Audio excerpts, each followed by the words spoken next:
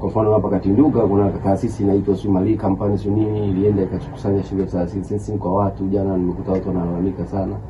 Imewatapeli watu tawalimia kwa 30 nilichukua hela alafu haijapatikana.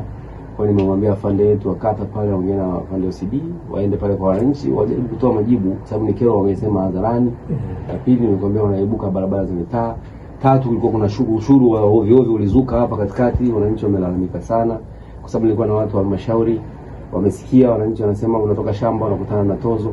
Lazima kiongozi wetu wa nchi mkubwa anapotoa maelekezo yazingatiwe.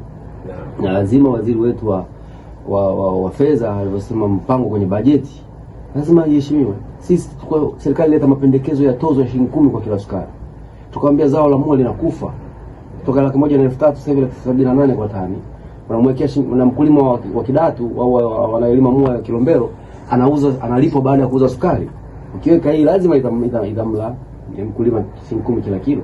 Serikali imesikia imetoa ile tozo. Tulikuwa na tozo ya bodaboda. Wabunge tumesimama tumepinga ile tozo. Imeondolewa.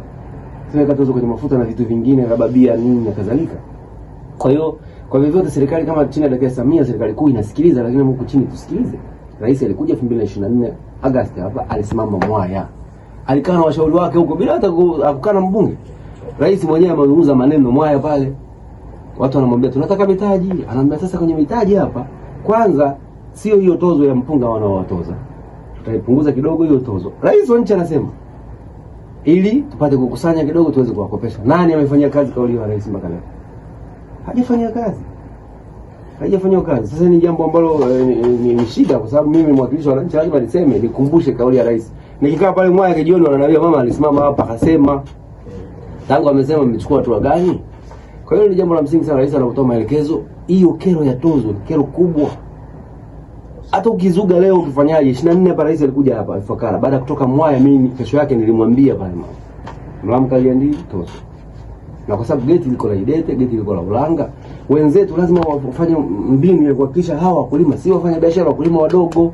Anapita na gunia moja, anapita na gunia 2, unamtozaji 6,000 elfu ngapi? Tasimama. Sasa walikuwa wameanza mageti mengine huko kwenye mitaa, kwenye kata huko, na shukuru sana Chama cha Mapinduzi kimesimama, kimesikia maoni ya madiwani, kimesikia maoni yetu na kimeweza kuzuia ile tozo. Mtu akipeleka mpunga wake, na rais kasemaje pale?